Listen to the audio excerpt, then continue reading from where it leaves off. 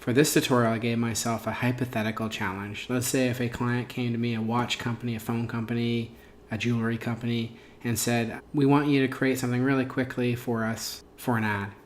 If you're ever required to do some sort of product photography and you have to do it really quickly, if you get yourself some cardboard or plywood and you paint it white and you just have it ready on hand in your office or your studio, wherever that is, and you can just set up like I've done here on my front porch, you can place the product right on the white area here. The reason I've done this is because it can be really easy to remove in Photoshop. You can do quick product mock-ups for PR, branding, marketing, whatever that is. So that's basically what I've done here. So here are the photos of the soap just quickly taken on my cell phone, no fancy camera required. And I'm going to make some quick adjustments here. And I'm not going to spend too long doing this. I'm just going to make some quick adjustments to the photo here just to punch things up a little bit. Forward.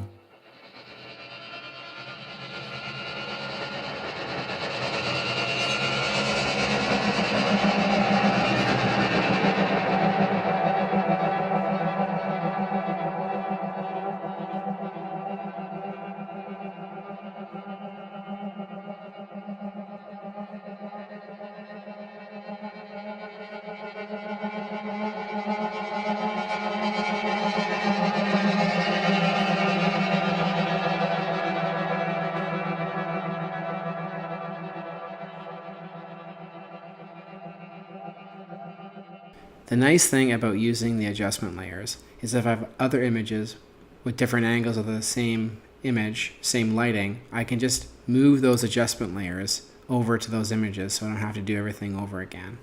So I'm going to shift select all of those, sort of maneuver things in place here. So you have to be careful you're not clicking and dragging on the mask area.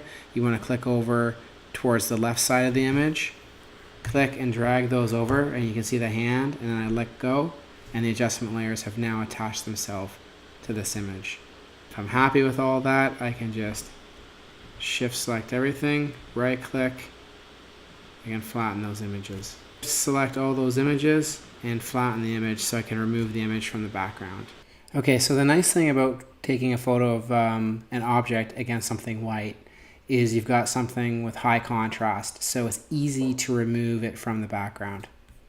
The first thing I'm going to do is I'm going to unlock the background layer because I'm going to save all these images as transparent PNGs so I can put them in a meme, on a poster, on a brochure, whatever I need to without the background intact. Unlock the background, you just double click and you select OK, and you notice that the lock is gone. So now I'm going to go and I'm going to put these on a transparent background.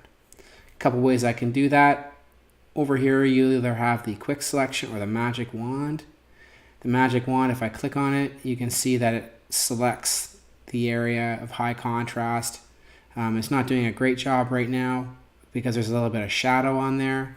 So I'm going to lower the tolerance to 20. See what happens there. So it's not having a fun time. So I'm just going to go back, put that tolerance at 40, and leave that be for now. So I'm going to try the quick selection tool. I'm going to increase the size of the quick selection tool by pressing the bracket key beside the P key. And now I'm just going to click and drag that around, and the quick selection is working much better than the magic wand.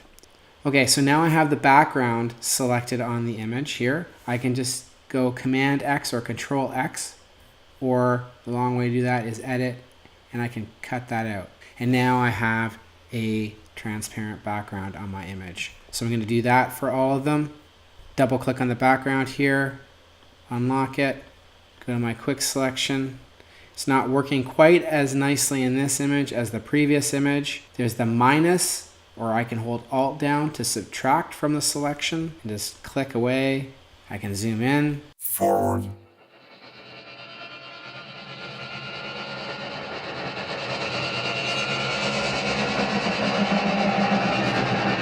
For this image, the quick selection tool wasn't working as nicely as it was in the previous image. Even when I tried going to the minus one and deleting it, I found that I was fighting the image.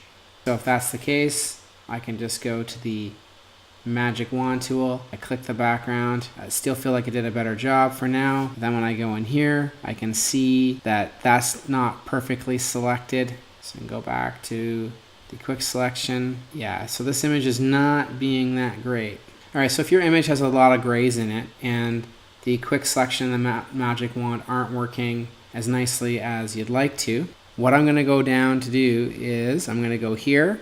I could go levels and just adjust all of that. So now the background, just really punch the background out there. Remember from the previous lesson, this is a mask. Go to my brush tool, opacity is at 100, and I'm going to erase the area that I don't. Forward.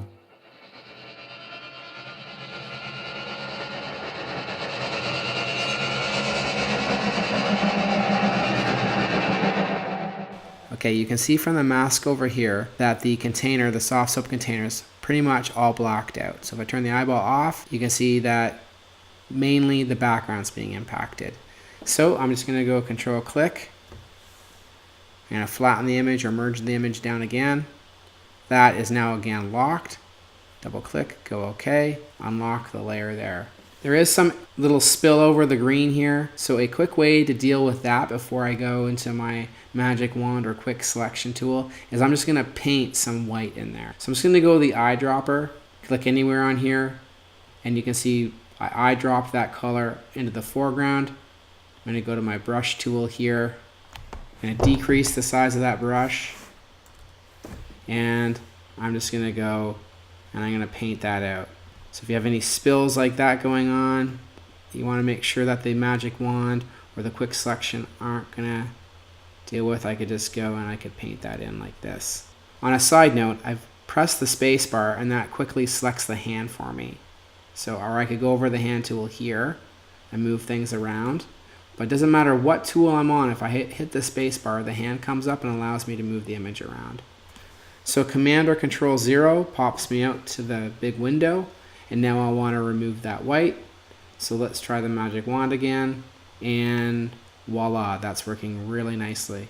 All I have to do now is go Command X or Control X, and the background is removed. I can tell by looking at this image there's a lot of shadows on it. So if I want to remove the background, I'm going to have to do the same technique as earlier. I'm going to go down to my adjustment layers, to the levels, and I'm going to just blow out the background with the levels as good as I can. There we go. And then that's on the mask. Foreground's on black. Go to my brush. Opacity's at 100%. I'm increasing my brush size. Now you can just watch me paint this out. Forward.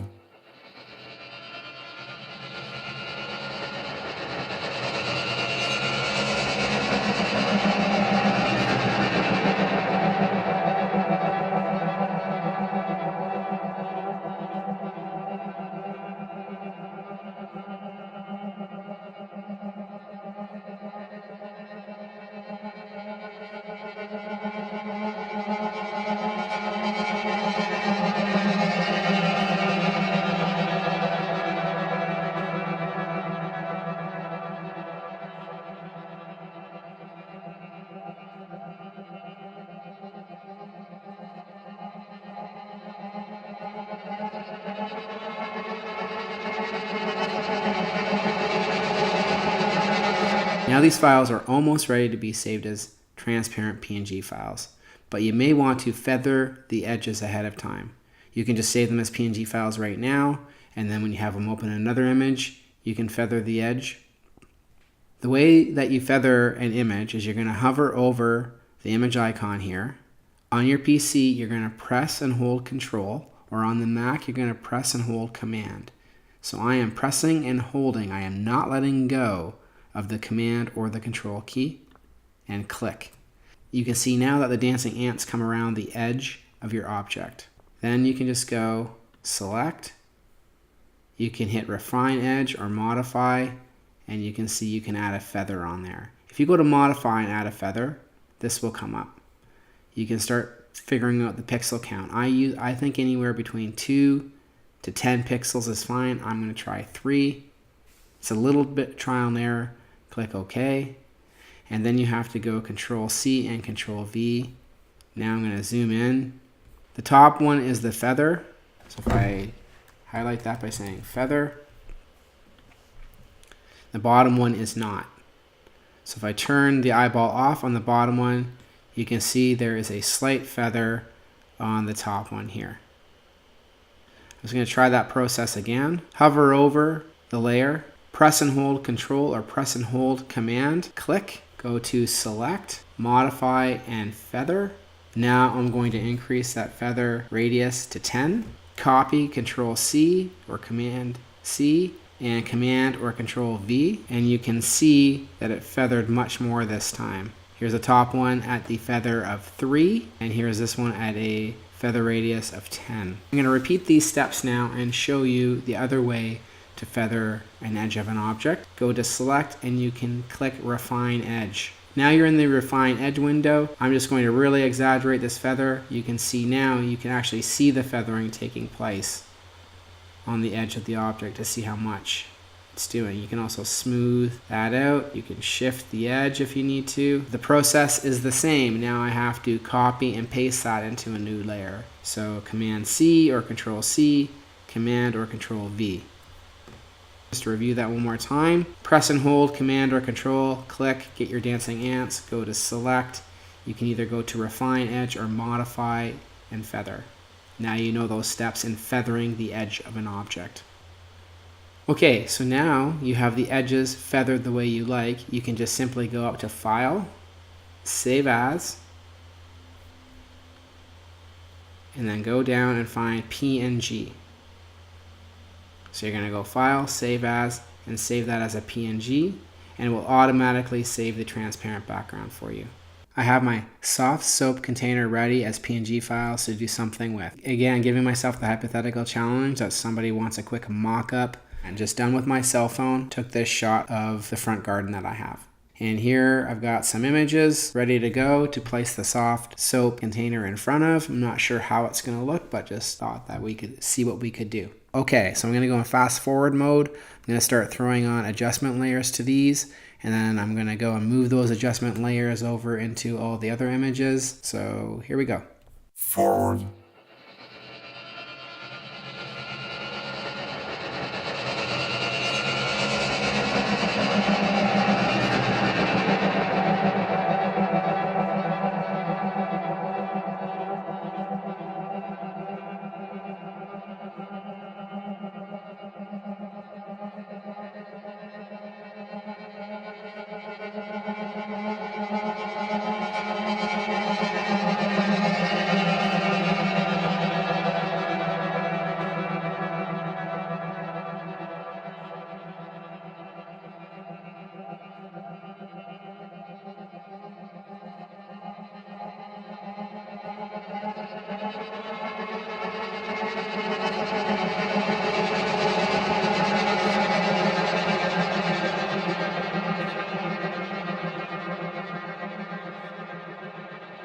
Okay, so what I've done is I've opened up all my PNG files and all my 3 lavender files, and I have dragged those PNG files over into the background photos that I'm thinking will work. I've got one more just to show you that process. I go to my Move tool, I've got my PNG file, I just click and I drag it over, and then my transparent PNG files are against my lavender backgrounds. I can turn the eyeballs off and on, and I can tell you right now that this photo is my least favorite of all of them, so I'm just going to delete this. So for this one, since it's a high angle shot, I would probably turn that one off and say this one's the winner if I'm to position this somewhere, so I'm going to delete that shot. Then I'm going to hit Control or Command T, going to hold the Shift key down. Do not let go of the Shift key, hold and press the Shift key to change it proportionally, and hit Enter once that's done. Then I can move the photo where I need to. I put my thumb in the shot by accident, so I am just going to go and I'm going to start cropping this image a little bit to see what I can do with it. So let's just move this down. Let's move that over there. And keeping the rule of thirds in mind, if you're using a product in a setting or in an ad, thrown off to the side or in one of these thirds is always a good idea. Right click, crop that. I'll open the next one, This one does look like it's too big of an angle for this, so my hunch is this one would be the winner for this photo. Maybe position that right by the B there. And I'm going to open up my final image here. Let's turn these off. This one's not too bad. This is my favorite image with this soft soap container angle. That one is really nice. So I'm going to go with this one for now. And just because I don't want to think too hard, I'm going to delete these other ones. I could keep them around if I needed to. So now I've got 3 fairly quick image mock-ups to give me some ideas for some sort of ads. If I'm happy with these mock-ups at any time, save as if I was putting them on the web, JPEG or PNG. If I was to use these for some sort of print ad or whatnot, I like to save them as TIFF. There's just more color information and editing information. Quite often people will save them as PDF ready images. I'll just repeat this. Make a blank layer. Fill that in with white. I've put a feather on this edge. Sometimes knocking the background back by just throwing something white over it and just adjusting the opacity so the background's very subtle, so the background's not overpowering everything. And then you can place text information in here. Another thing you could do is throw a blank layer or a transparent layer on there. You could always go and play around with a gradient of sorts. I always keep things simple, so I think a black and white gradient is usually just fine. You can shift select to lock that gradient in the vertical axis, and then there's your gradient, and then you can adjust the opacity if you need to, or try throwing a blending mode on, and you can try all sorts of things, or a combo. I think for now, just the nice simple white looks good. By just giving you ideas, you can also play around with gradients. I'm going to flatten that image, and then I'm going to either save that as a PDF or a TIFF file if I'm going to be printing it, or a JPEG or PNG if I'm going to be saving that for the web. And I'm going to say mockup 1.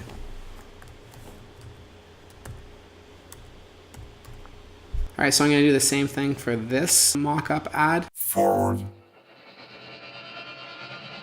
I like how the bees in the background there on the lavender. The positioning of this is feeling like a pretty decent mock-up.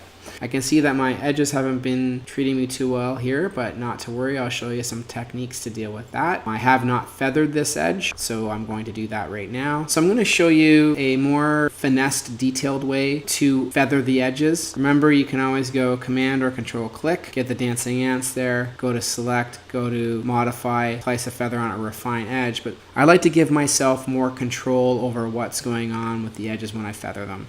Go down here to this button if you're interested in this. It says add layer mask. I click on that and you can see that it's placed a layer mask around the edge of the object. And then what I can do is I can come in here, and remember I told you you could smudge the layer mask in the last photo editing tutorial with the horse. I'll go to your smudge tool, go to around 30%. I'm going to increase that brush size, and then I'm just going to smudge. You can see here as I'm doing this, I'm smudging the edge of that. This is what I use 90% of the time. I hardly go into the refine edge. I just find that it does things too generalized for the image, and then I can just go around and I can smudge as much or as little as I need to.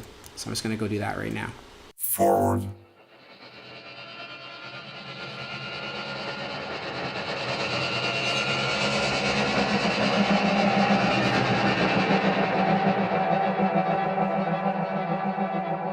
I'm done smudging that edge. If I'm done, I can right click on the mask. I can either disable it if I want to see what it looked like before, or right click, enable it. If I'm done with it, I can right click and apply it or delete it. So I'm ready for it, so I'm going to apply that layer mask, and that's that. My selection took out part of my image. My recommendation is to go to this tool right here, the clone stamp tool. The way it works is I hold the Alt key down. I'm pressing and holding the Alt key.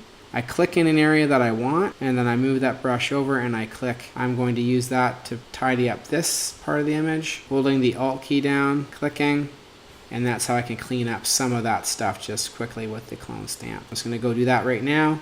Forward. Now I've just gone to the eraser tool, and I'm just going to do a quick fast erase of the spillover from the clone stamp. I've also gone into the smudge tool, although I don't recommend it. You want your image looking crisp, but if you're just doing, as I said, a fast mock-up or something quickly for the internet, that resolution doesn't really matter too much. You could also go and just smudge those areas in if you need to, although it might start looking pretty bad pretty quickly. Let's say if I needed to adjust some of the lighting on here, here's a quick tip for you. Go down here into the layer styles. You can select gradient overlay. I'm going to change the blending mode to soft light and then adjust the angle of that light like this. A quick lighting tip, if your object isn't looking like it's belonging in the environment that it's in, here you go. Gradient overlay, soft light. You can play around with the gradient, and then here's the angle of the light. Turn the effect off, turn the effect on.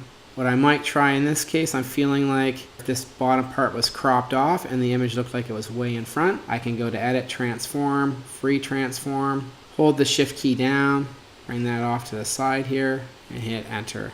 And don't forget, if you've got this in this environment and you want to try some different photo editing techniques on your object, I'm going to click this down here to the new layer icon, make a copy of it, and then I'm going to try just burning some of these areas here and dodging. Maybe some dodging in this area to lighten this up, and maybe some burning along the edge. So let's see what that looks like. So I'm going to go to the burn tool. That was in highlight mode before from something I was doing, so I'm going to go back to midtones, move the exposure up to closer to 30, and click on the edge of this object. You can see it's darkening that edge a little bit. And now I'm just going to go into your dodge and just tap, tap, tap. We're going to see how that looks. We're going to compare. Eyeball off, eyeball on, and that does seem to give it a little bit more punch. So one of the things I might try doing to this image is maybe darkening this area here. So I'm going to create a new layer, drag that layer down to here. But in this case, I might try the dark to transparent gradient. Click and drag that over and see what that looks like. You can move that gradient around. It's making it look a little washy. So turn that off. A new layer here. Click on that gradient. Maybe change this color from a harsh black to maybe a darker green or maybe even purple. I'll try dark purple for now and drag that in there. Maybe put that on soft light. Maybe try hard light. Okay, that's making it look a little different. Maybe keep it on hard light and adjust the opacity down ever so slightly. And then I can try another variation of that, make a new layer. Click on the gradient here. So try a darker green here. Let's try a version of that. Holding the Shift key down while I'm dragging the gradient to lock it in the horizontal axis. And I remember hard light being pretty good. And I can lower that opacity ever so slightly. So I can compare between the purple and the green, or see if I combine them both. So I'm going to Shift select all this stuff, get rid of all these layers, Control click, I can merge the layers together, and then maybe go over my background and see if I want to make some tweaks to the levels or the curves. Let's just try curves. We haven't taken a look at that too much yet. So curves works like levels, only gives you even a little bit more to go with. And there you go, that's looking pretty good. Punches things up in here a little bit, so I think that's good. Shift select those, right click, merge layers. Forward.